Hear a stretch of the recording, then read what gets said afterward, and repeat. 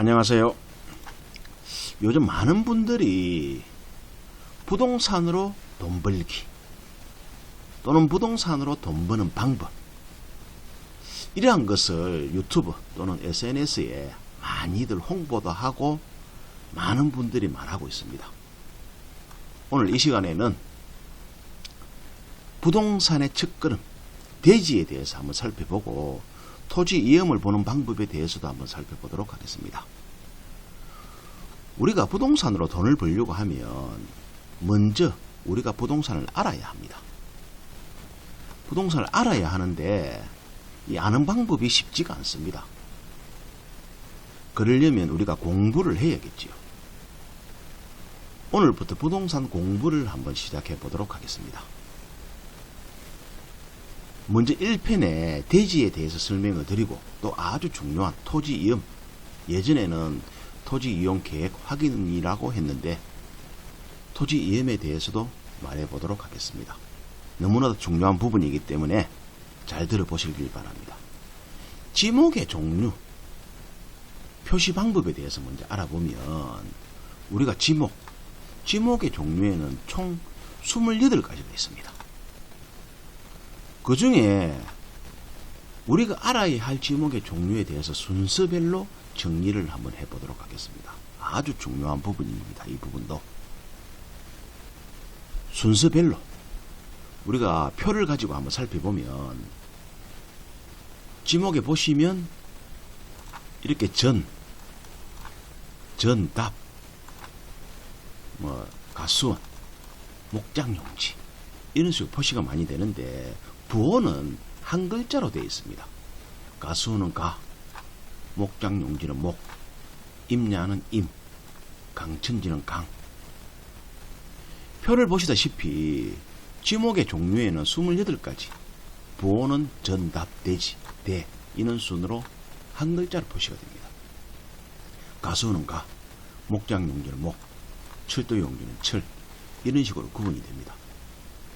제가 부동산을 하면서 가장 많이 접하는 순서나 부동산 매매에 관련한 중요한 순서대로 한번 표시를 해보도록 하겠습니다. 순서가 약간 틀릴 수도 있으니 참고해 주시길 바랍니다. 먼저 1번으로 대지, 나름대로 중요하다고 생각하는 대지에 대해서 말씀드리도록 하겠습니다. 그리고 토지 이음을 통해 가지고 대지가 어떻게 표시되는지 살펴보고 대지의 장점에 대해서도 살펴보도록 하겠습니다. 먼저 대지부터 한번 살펴보도록 하겠습니다. 제가 토지 이음을 가지고 한번 와봤는데 이게 토지 이음입니다. 토지 이음이고 제가 제 고향 경상남도 사천시 용현면 금문리를 주제를 가지고 한번 공부를 해보도록 하겠습니다. 먼저 토지 이음에 들어가시면 앞쪽에 보시면 경상남도면 경상남도, 전라남도면 전라남도 이렇게 표시하는 부분이 있습니다. 경상남도 저는 사천이니까 사천시, 그리고 면 단위로 가기 때문에 용현면, 그리고 리는 금문리 이렇게 표시를 하고, 여기 보면 일반이 있고 산이 있습니다. 산은 임야로 들어가기 때문에 일반을 클릭을 하시고 번지를 넣도록 하겠습니다. 산은 임야이기 때문에 다르게 나옵니다. 그리고 부분에 보시면 예를 들어 472번지, 그리고 또 부분에 472-1번지가 들어갈 수도 있는데 이거는 472번지를 가지고 살펴보면 클릭을 하면 딱 이렇게 나옵니다. 경상남도 사천시 용현면 금문리 일반 번지로 해서 472번지.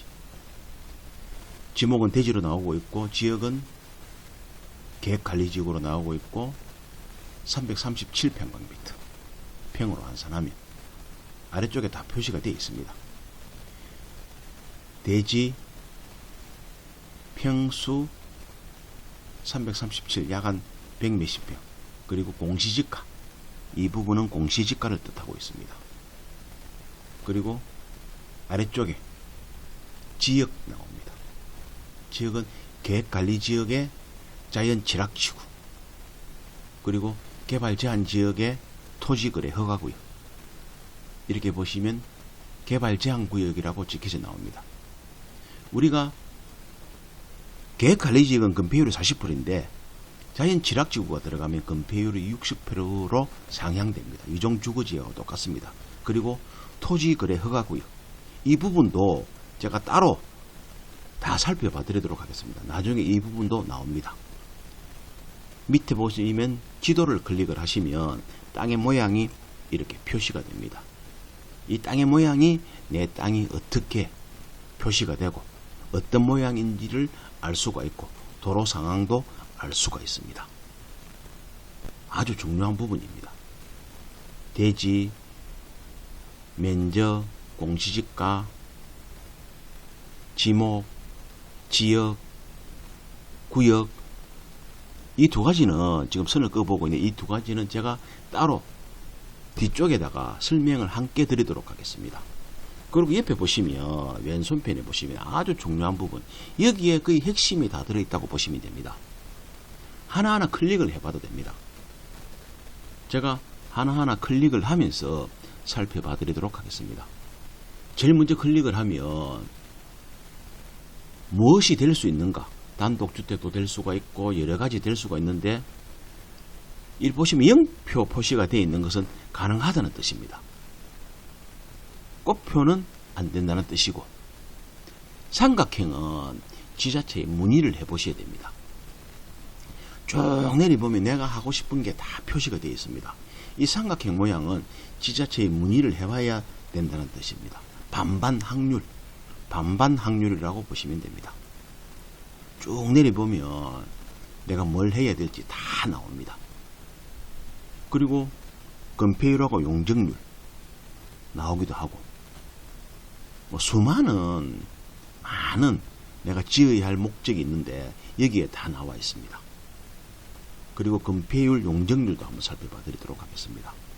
건폐율, 용적률에 들어가면 건폐율은 계획관리지역이기 때문에 40%, 우리가 100평을 면적을 기준을 잡으면 40%면 바닥 면적 40평을 앉힐 수가 있다는 뜻입니다. 그리고 용적률은 100%, 100평을 기준으로 잡으면 내가 100평까지는 건축이 가능하다는 뜻입니다. 용적률이 100%이기 때문에, 죄송합니다. 40%이기 때문에 80평까지 가능하다는 뜻입니다. 여기에서도 다 표시해보고 있습니다.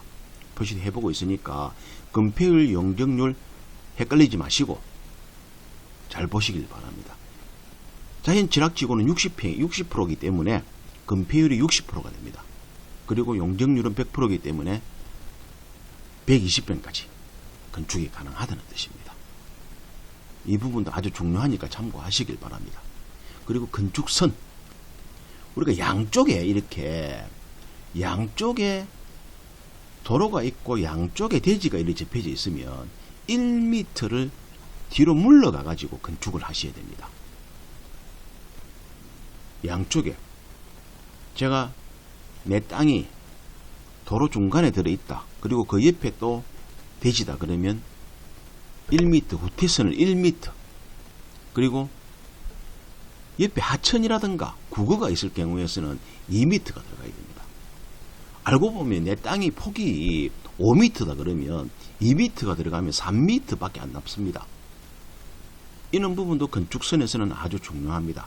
우리가 부동산을 매매하고 할 때는 잘 확인하셔야 되는 부분이고, 또 모서리 부분은 또 차량의 통행이 원활하게 하기 위해 가지고 모서리 부분도 비워 놓으셔야 됩니다. 건축을 하실 때에 이 부분도 설명을 할 수가 있어야 됩니다. 이 부분도 아주 중요한 부분이니까 잘 살펴보시길 바랍니다. 너무나도 중요한 부분입니다. 이런 부분도. 또 제가 또 한번 살펴보면 계획관리지역, 여기에 모든 게 표시되어 있다고 보시면 됩니다. 표시되어 있다고 보시면 되기 때문에 토지 이름을 보시면 웬만한 것은 다 마스터했다고 보셔도 됩니다. 자연 지락지구는 건폐율이 60%다.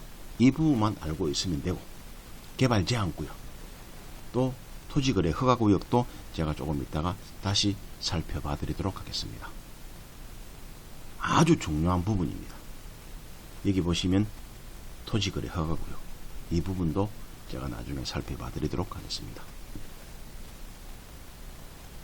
토지 이음 하나에 거의 모든 게 포함되어 있다고 보시면 되고, 토지거래 허가구역, 아까 제 고향인 472번지를 했을 경우에 토지거래 허가구역에 대해 가지고 설명을 드렸는데, 그 부분도 제가 설명을 해드리자면, 토지거래 허가구역은 투기적 거래가 성행하거나 또는 지가 급등이 우려될 때에 이 지역에 대해 가지고 토지거래 거래 허가에 관한 사전 허가를 의무화하는 제도입니다. 지정 및 허가 대상은 국토부 장관이나 시, 도지사가 지정하고, 또 지정 기간은 5년입니다. 투기의 목적이나 지가 급등의 목적을 방지하기 위한 목적입니다. 주거지역 내에 60평방미터, 약 한 19평 정도 됩니다. 상업, 공업, 녹지 지역의 일정 면적을 초과 토지에 한해 가지고 소유권, 지상권 이전 설정 계약이 허가 대상입니다. 허가구역 지정 전에 체결된 계약은 제외됩니다. 그리고 매매 예약 가등기도 허가 대상입니다. 우리가 매매 예약 가등기는 부동산 매매 계약이 체결되었으나 실제 소유권 이전 등기가 완료되기 전에 매수인의 권리를 보호하고 매도인의 임의 처분을 방지하기 위해 가지고 등기부에 미리 매매 예약 등기를 하는 제도입니다. 왜냐하면 등기 비용이 없을 때도 있을 수도 있고, 이런 부분에서는 장단점이 있으니까 이런 부분은 나중에 설명을 해드리도록 하겠습니다. 목적과 효력에 대해서도 한번 설명을 해드리면, 매매 예약 가등기는 매수인이 땅을 산 사람이 향후 소유권을 확보할 수 있도록 법적인 안정망을 제공하고, 매도인이 거래 후에 제3자에게 무단으로, 저한테 말 안 하고 무단으로 양도하는 것을 방지합니다. 본등기 이전이라도 일정한 보호를 받을 수가 있고, 본등기는 우리가 등기부상에 소유권이 명확하게 표시되는 것을 본등기라고 합니다. 계약 불이행이나 매도인의 변심, 이런 사유로 인해 가지고 손해를 방지할 수가 있고, 가등기 후에 본등기 이전을 하면 가등기 한 시점으로부터 해가지고 소급 효력이 발생됩니다. 우선권을 확보할 수가 있습니다. 왜냐하면 본등기를 설정한 그 다음에 압류나 세금 체납이나 이런 모든 부분이 소급해서 없어진다는 뜻입니다. 매매 시 허가 절차에 대해서 한번 살펴보면, 우리가 토지거래 허가구역에 대한 허가 절차입니다. 거래 당사자, 매도 매수인이 공동으로 허가 신청을 관할 시에 제출해야 됩니다. 서류 검토 및 현장 조사 후에 15일 이내에 허가 또는 불허가 결정이 떨어집니다. 허가증은 필히 지참해야 되고 등기 시 첨부해야 됩니다. 허가 없이 계약 체결 시에는 2년 이하의 징역 또는 벌금, 강제 이행금이 10% 부과됩니다. 그리고 아까 토지 이음에 보시다시피 개발행위 제한구역에 대해서 설명을 해드리면, 개발행위 제한 기간은 중앙 또는 지방 도시에서 심의를 거쳐가지고 한 차례 이내에 3년 이내의 기간을 정합니다. 3년 안에 개발행위를 할 수 없다는 뜻입니다. 그리고 해당 지역은 심의를 거치지 않고 한 차례 안에 2년 연장할 수가 있습니다. 개발행위 지정행위 제한 지역을 지정할 때는 반드시 제한 지역, 제한 사유, 제한 대상 행위, 제한 기간을 미리 공고해야 하고, 개발 행위를 제한할 사유가 없어진 경우에는 그 제한 기간이 끝나기 전이라도 지체 없이 개발 행위 허가에 관한 제한을 해제해야만 됩니다. 이게 법상으로 나와 있습니다. 오늘 이 시간에는 대지와 토지 이음 구역에 대해서 한번 살펴보았습니다. 다음 시간에는 제가 또 중요하게 생각하는 임야, 전, 답, 가수원, 잡종지, 창고용지, 공장용지 등에 대해 가지고 살펴보도록 하겠습니다. 이 정도만 알고 있어도 나머지는 크게 중요하지 않지만은 우리가 거래를 하면서 알아야 하는 것은 국어, 도로, 유지, 이 정도는 알아야 할 것 같아서 순서대로 공부하는 시간을 갖도록 하겠습니다. 이 영상은 공인중개사 자격증을 따려고 하는 목적이 아닙니다. 우리가 살아가면서 땅을 사고 땅을 팔고 하는 부분에 거래되는 중요한 부분을 설명하는 거라서 실제 거래하실 때에 아주 유용하실 거라 생각이 들어집니다. 다음 시간에 뵙겠습니다. 이 영상이 마음에 들었다면 구독, 좋아요, 알람벨 꼭 부탁드리겠습니다. 다음 시간에 뵙도록 하겠습니다. 끝까지 들어주셔서 고맙고 감사드립니다. 모자라는 부분은 다음 시간에 성실하게 답변 드리도록 노력하겠습니다. 감사합니다.